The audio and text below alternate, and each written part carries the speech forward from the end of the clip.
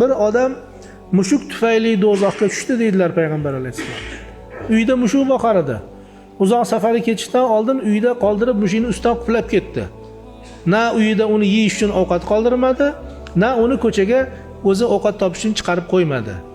Natijada u to safardan qaytguncha ochlikdan haligi mushuk o'ldi.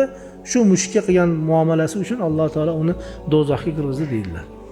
Uyimizda boqadigan oddiy bir sayroq qushni ham vaqtida don suvini bermasak, o'shanga nisbatan biz adolatsizlik qilgan bo'lamiz. Shuni qila olmasak, uni boqmasligimiz kerak bo'ladi.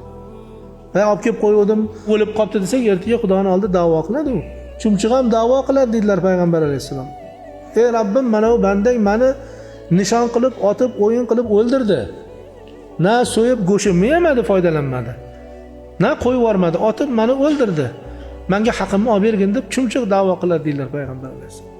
O'shaning uchun birovgan oldida mana shunaqa da'voga qolishlikdan saqlanish kerak bo'ladi.